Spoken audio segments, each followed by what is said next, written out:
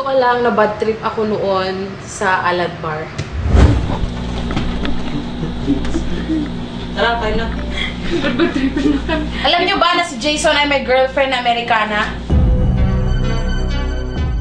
At naging saksi rin tayo sa nangyaring di pagkakaintindihan ni na Melanie at Simi. Kumusta naman na kaya sila ngayon? Kasi sa tingin ko sa kanya parang kulang yung respeto niya sa babae. Na akala niya minsan, porket sinasabi na comedian siya, parang minsan dinadala niya lahat sa tawa, sa comedy, pero minsan hindi niya nilulugar yung mga jokes niya na minsan nakakasakit na siya ng syempre, kabanda ko siya. Madalas kaming madalas kaming, hindi naman sa away, may mga hindi kami pagkakaintindihan. Kasi ako, talagang prangka ako kung ano yung nakikita ko sa tao. Na alam ko namang makakatulong sa banda.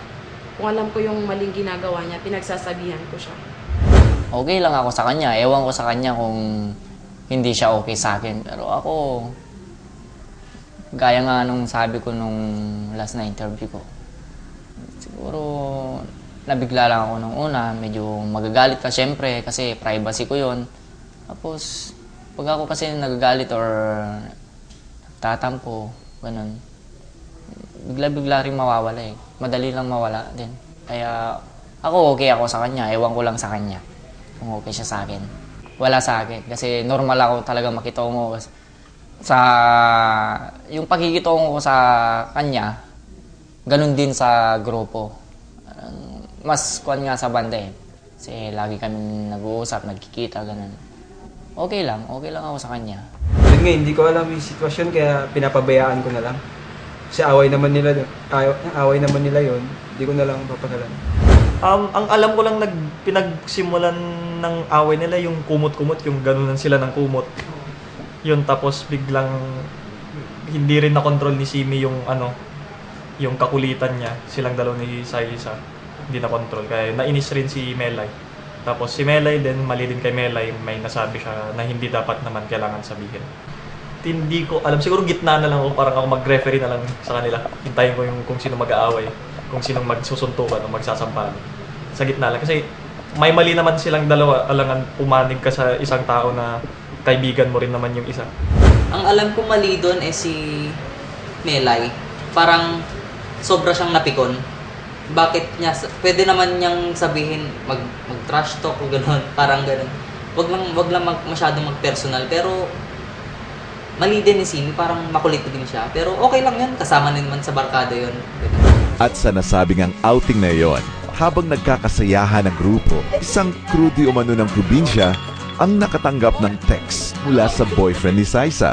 At base sa nakalap naming impormasyon, may mga umano'y masasamang salita ang nabitawan nito sa nasabing crew dahil sa selos niya kay Migs. Ano naman kaya ang reaksyon ni Saisa at ng grupo sa nangyaring ito? Hahayaan na lang kaya ng grupo ang mga ganitong nangyayari? Kapag nag-aaway kami gabi-gabi, hindi ako makatulog.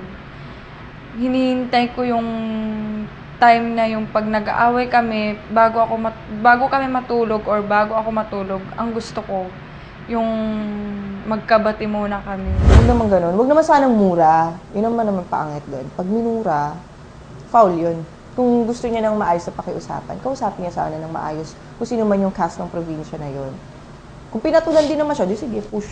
Mamagaling, parang ganun. Parang okay lang naman sa amin yun, pero bakit pa niya kailangan mag-trash talk sa isang cast ng probinsya nagpaalam naman daw siya o ganun. Parang masama rin, parang nag-init agad ng ulo. Intindihin mo na lang. Intindihin mo na lang kasi may trabaho yung isang tao. Cast siya sa isang show. Intindihin mo na kung ano sasabihin nila, utos nila. Dapat may tiwala pa rin. Wala naman siyang kailangan pagselosan talaga eh. Kasi wala naman akong ginagawa kay Saisa, nag-uusap-usap lang kami. But parang ako lang yung pinag-iinitan niya ng gano'n? Wala naman. As in, wala lang sa akin. Wala naman ginawa. Siguro okay yung pagiging seloso niya. Siguro, kung gusto yun ng ibang mga babae, maganda siguro yun. Pero yung times na may pagsobra naman na dahil lang sa shoot, gano'n, hindi na tama. Kasi parang napaalam na beforehand na may ganitong mangyari sa shoot. Kaya dapat hindi na siya mag-isip ng masama doon. Bro, wag kang magseselos kasi or magalit kasi part ng show yun. Kaya wala naman ginagawa si Saisa rin na masama para ikagalit mo. Yun. Kaya panoorin mo para makita mo talaga kung ano yung nangyari. At sa pagtatapos ng first season ng Probinsya, napakarami na nangyari sa grupo at asahan niyong mas marami pang eksena ang lalabas sa next season. Dapat subaybayin pa rin ang Probinsya.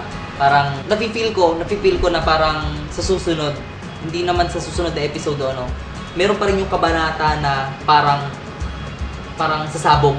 Parang meron yung part, nafe-feel ko, may magsabog doon, hindi sa ugali, hindi naman sa sa away o ganyan. Basta merong part na magkakapersonalan na, magkakapikunan. Mananatili pa kaya si Roxy sa Probinsya? May mga pagbabago kayang magaganap sa grupo? Ano ang mangyayari kung ang mga bagay-bagay na nagsimula na naging totoo sa harap ng kamera?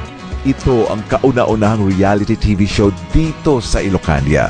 Abangan niyo ulit kami sa pagpapakita ng realidad, 7 kabataan na pinagsama-sama dito sa nag-iisang Probinsya. Albert